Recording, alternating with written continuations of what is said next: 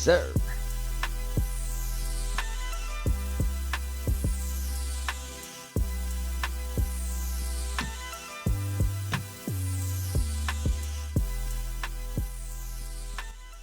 Yes, sir. Yes, sir. Man, I got to get this thing going.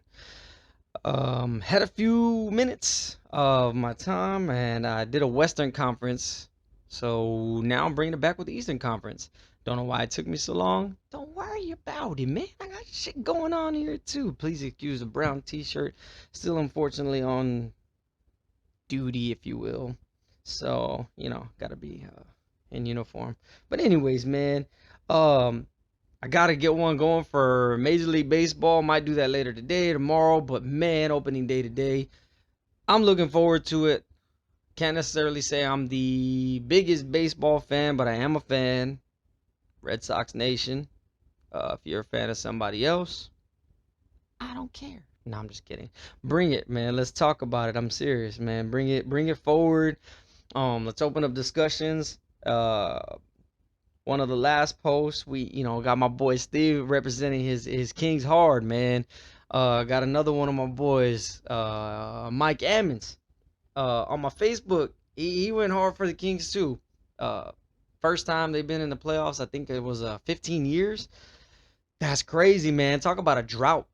Talk about a drought. Reminds me of my Raiders. Anyways, not even gonna talk about that. But yeah, man, basketball. Eastern Conference. This stuff is crazy. It's crazy. And I said it last time. I don't really feel like the Western Conference teams are going to. I don't want to say they're not going to have a chance to win any championship.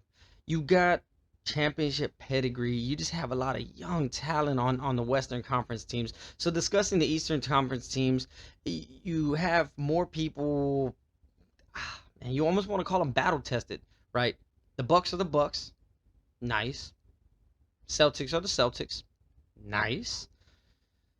Then you got your wild cards. You got your Chicago Bulls. You got Miami. You got teams that are play ball very differently, very differently. Whoever's able to impose, sort of their will, their flow of the game.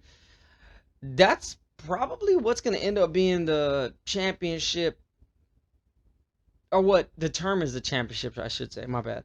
Um, it's gonna be real interesting to see, I guess, the importance of not only the home court advantage, but also again the game of the superstars. Up top, Milwaukee. Don't need to say too much about Milwaukee. Anybody knows basketball knows Milwaukee is what they are. They got Giannis Antetokounmpo. They got his brother, who apparently is loved and coveted by the team. Don't really know too much about it. Not saying the dude's not a baller because he's in the NBA, but he's not Giannis, right? Jay Crowder brings toughness, a little bit of crybaby-ness ish, but does bring some toughness. Try to do it with Phoenix, didn't quite work out, but with Milwaukee, he's kind of a little bit of a intangible where he can come in, obviously guarding bigs. He can guard a little smaller as well. Not really, point guard, but I mean, some of the stretch threes, stretch fours, those guys. Yeah, Jay Crowder can pop out and guard those guys.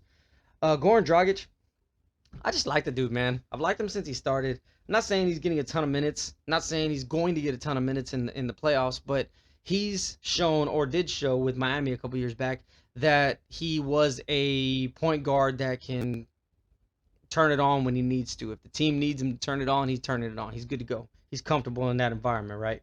Drew Holiday is a beast. He's a man. um, he gives you those solid minutes. He does exactly what his job is. I think last night he put up like 50 plus. Shit's crazy. The dude's a baller. I feel like he's gotten like so treatment kind of through over the years that he hasn't really gotten the full, like, undoubted respect he deserves. But the dude can ball. Brook Lopez, he's just, man, he's that guy. I really like the dude because on offense he can do several different things. If they need him to pop out, kind of pull the big man out, he can do that. He can shoot. I mean, if he's given space, he can definitely shoot it. He brings that. Man, he's not a defensive superstar, but he does bring some defense to the big men when necessary. You got Joel Embiid. You got, if you make the finals, potentially Jokic and some other big men in the league, or even the Lakers, Anthony Davis. I know they're in the play-in as of now, but still got to mention the guys, right? Brook Lopez can stay in front of these guys, right? So you got to give him a little respect. But anyways, and Chris Middleton. Chris Middleton's a stud. He's another one. He's another two guy that just doesn't get the respect he deserves. But if Jrue Holiday, Giannis, and Middleton get going, whew, that's a nasty big three. All right, Boston, man. Outside of Tatum, like Tatum to me is and will be that most consistent guy on the team. It's not to take away from anybody else. Like Jaylen Brown. Jaylen Brown is Jaylen Brown. He's the one that's the make or break. Tatum being the consistent guy, he's the one usually with the rock in his hands. Brown, having to defend a little more, in my opinion. It's just one of those things that offensively, when Jaylen Brown has himself a tough assignment, you're gonna need more out of Tatum, and that's why I say more consistent. I'm not saying that Brown isn't a fucking gangster on the court, like he really is. That 1-2 combination is one of the nastiest 1-2 combinations in the league, and if they're clicking, man, they're really tough to beat. I don't care what team you are. Really, really, that's why the record is the way it is. I mean, Al Horford, old, good, but old. Marcus Smart, defense. Defense, defense, defense. If he's healthy, crazy. Gets banged up a lot. Don't really like that part of it, but he puts his body on the line. To compare him a little bit to something that's more around my thing, he does like some of the defensive stuff that like the Spurs would kind of ask Manu Ginobili to do. I don't want to say Bruce Bowen because I feel like Marcus Smart does a little bit more on the offensive end. He's a little smarter with the rock in his hand than Bruce. I feel, but yeah, they got a solid team, man, and they're working so well together. Robert Williams coming in, giving some solid minutes. So, but I like Boston, I really do. Philly. So I'm gonna just say I hate James Harden. I hate the dude. Can't say fight on sight because he's still taller than me, still bigger than me. He definitely got the belly fatter than me. He probably beat me up. I just never liked that dude. I can't, like, it's hard to respect somebody that's one of those guys that averages, 15, 16 free throws a game. Fucking absurd. Really, really. I dislike the dude. He probably would meet me and be like, "You're a really nice guy." And I'm like, "I fucking hate you." Um, he changed the game a bit, you know what I mean? With that little gather step, step, step. Just kidding. It's not a travel. I don't like the dude. I really don't, man. But he scores. He does what he does. He does what's needed to be done. He's capable of putting the team on his back. The only thing is he doesn't really have to in Philly. Not saying that he ever felt like he absolutely needed to in Oklahoma. I don't think they ever got a full chance to flourish. They made the finals, and I'm saying that big three never really got an opportunity to flourish. KD was KD, Russ was Russ, Harden was Harden, but I still feel like they never peaked. It was kind of weird. Call it about money, whatever. But back to Philly. James Harden's gonna score. Montrezl Harrell brings that toughness, that tenacity on defense. Tobias Harris, two-way baller. I wouldn't really put him up like top with the other guys, but Duke can ball. Maxey's solid. I like Mac McClung, slam dunk champion, but obviously he's not gonna play too much. Um, who else we got? PJ Tucker. PJ Tucker's just a tough dude, tough ass dude. He's old, but man, that dude puts his body on the line still.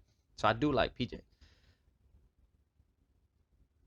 They are solid collectively. Can't take nothing away from their team oriented ball, but that team can only go as far as Joel Embiid is going to take them. Embiid has history of getting a little hurt.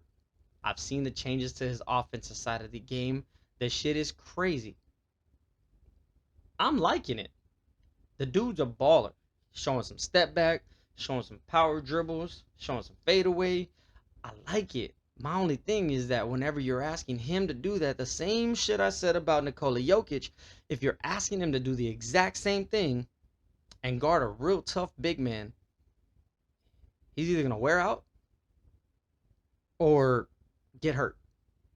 I don't want to see the dude get hurt because I'm really, really interested to see what they can do and how far they can go, if you will, if Joel Embiid stays healthy. The thing is, just history doesn't show that it's ever going to be on his side. This year, he's done really well. For the most part, I think he stayed on the court. I haven't really heard too much of him being injured or being out for any extended period of time. But it's just one of those things you almost expect. You almost grow to expect. And it's frustrating because you're like, man, you really want to see the best basketball in the playoffs. But then you start to see guys get banged up. What I'll reference now is like, the 49ers in the playoffs, in the football playoffs. They didn't look too hot. Why? Because they were going quarterback, quarterback, quarterback, quarterback. Everybody was getting banged up. So it's just when the team that made it there isn't the one that's playing, that's not the lineup that they're putting forward, it gets a little frustrating as a fan because you're just like, man, if you're a fan of that team, you're like, my team was in at full potential, so of course we're going to lose. You want to have that next man up mentality, but what lineup really, as of right now, what lineup really has those plug and play guys from the bench to starting? Uh, I don't know, man. I'd like to say talent's pretty spread out right now, so it's kind of weird. Like you don't have that team. You don't have those 9, 10 man benches and stuff where you have somebody else that can immediately step in. I mean, I know I talk about the Lakers a lot more recently, but man, they might be the closest thing too. If they make the play in and they get past it and they get their seventh or eighth seed or whatever the case was, um, they're the ones that I say. I mean, they've proven that without LeBron. They play so different without him. So again, I don't see any other team or too many teams that are that capable. Maybe the 76ers are it, but not losing a key piece like Joel Embiid. So his health is gonna take them as far as it's gonna take them, right? Cleveland, man, I I'm a huge fan of Spider Man. I like Donovan Mitchell. I do. I knew damn well when he was leaving Utah, he was going to have, even though he was getting credit for taking them to places that, they had been, of course, but to still taking them to a certain level, whenever there was that frustration that got him out of Utah and put him on the Cleveland Cavaliers, who already had a really solid young nucleus, right? Man, I was like, oh shit, Donovan Mitchell's moving? That's crazy. I think a stat said something like it was the first time since shit, I don't even know when, that the Cleveland Cavaliers made the playoffs without LeBron James. Obviously every year with him they were almost guaranteed. They were guaranteed to go. Young LeBron, dog. But Donovan Mitchell, man, Donovan Mitchell's my guy, man. That dude is a fucking beast. Jared Allen, Darius Garland, veteranship like Danny Green, Robin Lopez, Evan Mobley. Who was? I'm just going down the roster now. Then the experience of Ricky Rubio, which I've actually always liked him too. The kid's been nice. It's weird because I know he's beyond his prime and he's only 32 years old, but the dude's been playing international basketball since he was like 16, I think, 16, 17 years old for Spain. They got a squad and they're relatively assembled, to for a long run. They don't have a but three dudes that are considered small: Darius Garland, Donovan Mitchell, who his height don't make up shit, and Ricky Rubio. Everybody else, 6'5", 6'6", 6'9", like they got a squad, man, and I really like these dudes. I like the pieces that they've been able to put together. It's gonna be interesting to see them. I don't think anybody in the first round is gonna knock them out. That happens, I will record another one of these and be like, "Fuck me." I don't see that happening. getting to the second round, right, playing one of those top three teams, that's where I'm kind of like, all right, let's see how they can do it. Because yes, I mentioned Lopez, yes, I mentioned Allen, but can they stick up with the big guys that can be that stretch four or even stretch five? The Giannis, Lopez on the other on Milwaukee, and dang it, and Joel Embiid. Like, can they compete with those guys? I don't know, man. Guard play. I mean, Cleveland, Milwaukee. I'd have to still edge it to Milwaukee only because the experience, only because the talent, like the all around talent. I'd kind of lean towards Milwaukee, but Cleveland against Philly. mm, if Embiid doesn't get off, like I was just saying a little bit ago, they would have a chance. They really would. I like Cleveland though. I really do. They're cool, man. They're just a fun team to watch. Donovan Mitchell, one of my favorite basketball players to watch, just because of what he does, with the rock, without the rock, moves well without the ball. Even though he has the ball in his hands a lot, moves well without the ball. So he's just that guy, man. Like him, the exciting guys. Like I really do like watching Dejounte Murray play ball. I do like watching John Morant play ball. Donovan Mitchell's that guy, man. He is fucking stud. New York, man, I feel like they get kicked in the face like every year, and I only say that because they've got the pieces, they've got the team, right? I feel like they do a bunch of talent, right? Jalen Brunson, Barrett, Evan Fournier, Josh Hart coming off the bench, of course. Quickly, Julius Randle, and then you have experience coming from Derrick Rose. I their lineup on paper, you're like, man, okay, this is gonna take them somewhere, right? This is gonna be pretty good for them. The only thing is, man, is that when Julius Randle goes absolutely nuts, they are tough, tough as shit. When he doesn't, and it's got to be more of a collective effort, I don't see them outscoring these top teams. And I'm focusing so much more on the top three. They're really tough to beat, and there is a lot of gap between them record wise to show that these top tier teams have done more, um, throughout the season to be in the spot their position that they're in, right? Because um, unlike the West, the Western Conference, all the way up until like number, I think, three or four, uh, there's like two games that split from 4 to 10. There's a lot more record disparity in the Eastern Conference. So again, it shows that one, they've been able to stay healthy, and two, they've done it collectively throughout the year. They've played well together, right?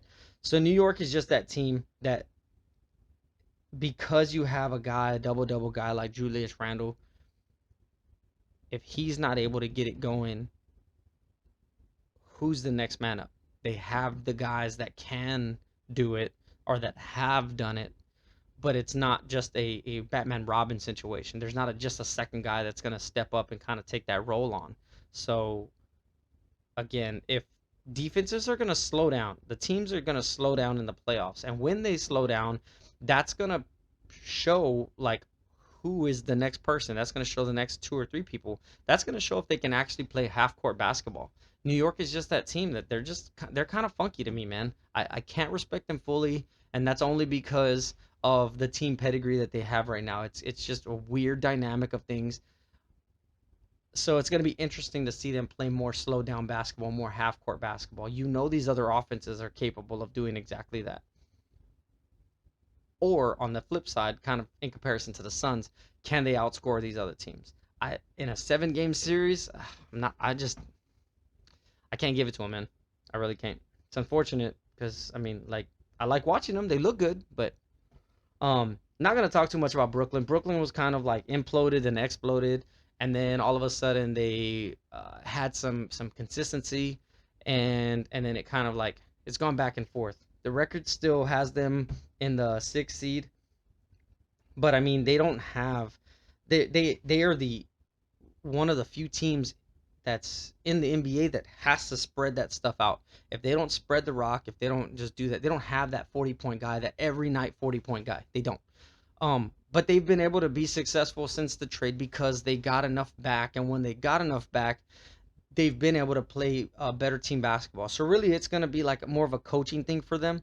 If they can really get their coaching down before the playoffs start, then you can kind of see them give somebody some trouble. But I mean, in the 6-3 matchup, who would they have right now? They would have Philly right now. It's kind of tough because, man, who's really going to guard Joel Embiid? Can they orchestrate a defense enough to not um, foul Harden so much that he's going to get to the line 15, 20 times? Man, they're going to have to share the load. And when they have to share the load, uh, do they have that coaching again that's going to have their defense switching? Are they going to have that one offensive guy step up? Are they going to have create a playbook that's going to be for one or two guys? I don't know. Not being a professional coach, just being an opinionated sports person, if you will. It's going to be interesting, but it's so tough to see them be successful like long term in the playoffs. And if they do, honestly, good for them. Like for all the shit they've gone through in the last couple years with the creation of their big three that absolutely was horrendous. You had a Kevin Durant who was injured 2 very long times since being there. Kyrie, who went through the legal stuff, who went through the contract Nike stuff, who went to the commenting on like social media type stuff, and he had all this shit swirling around, right? James Harden showed up and freaking immediately wanted to moonwalk the flip out of there. He was like, hell no. So what was really wrong? I can't really say Jacques Vaughn because I mean the team decided to keep him. They let the other guys go. Did they get enough in return? I guess we're gonna find out. But yeah, they're an interesting team. But man, like coaching is gonna be their everything. Like their everything. The players should not take any responsibility if for some reason they do fall short in the playoffs, and that's only because again the way I see it is since they don't have that number one superstar, it, it's gonna be tough for them just in the playoffs because like I said with everybody else having that other that guy, it's gonna be tough for them. um Miami 7, Atlanta, Toronto, Chicago. They're gonna have a fun playoffs on the Eastern Conference side. It's just it's real tough to see anybody outside of those within those four: Chicago, Toronto, Atlanta, Miami. Miami's the one that are gonna get looked at the most, and that's only because um they've already done it before. They did it as what I think a 7 or 8 seed in the bubble, shocked everybody. They played some really fucking good basketball. And the thing about it is that I think they can duplicate it. Adding Kevin Love, kind of still trying to figure out Kevin Love, or so it seems.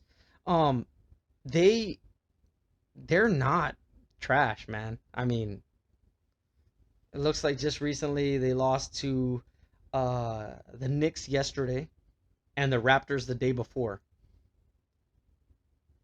They've got some good wins, but it looks like I mean, since that trade, man, they've been really trying to figure shit out. Like they've beaten who they're supposed to beaten, and they've lost to the top teams. So, I mean, as much as I want to give them a lot of credit, they're losing to Knicks, Raptors, Nets, Cavaliers, and they're beating teams like the Atlanta Hawks, the Pistons. So, deep playoff run, I don't know. Eric Spoelstra is Eric Spoelstra. They got the talent. I mean, I like Bam. I'm a huge fan of Bam Adebayo. Jimmy Butler, nasty. Udonis Haslam, I'm surprised he's still alive. Just kidding.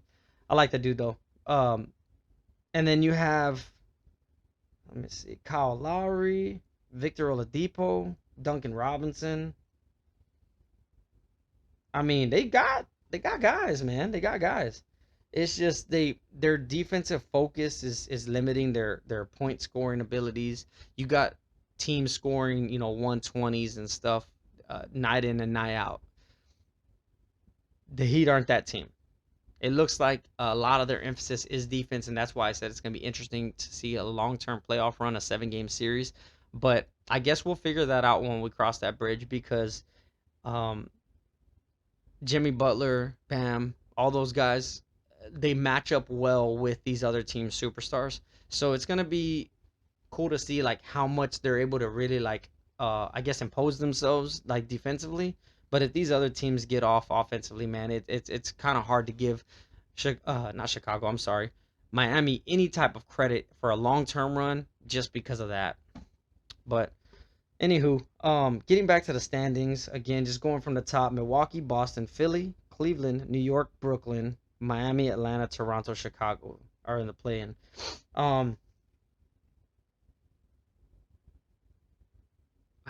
I it's one of the top three coming out of the East. If it's anybody other than one of the top three, and I know I'm saying 3 of 10, and Ryan, that's not really calling it. No, I'm gonna let the playoffs get to the point where we have our final seeding before playing, and I'll make another one of these and say exactly who I think is gonna be in. Milwaukee is gonna be really tough to get out.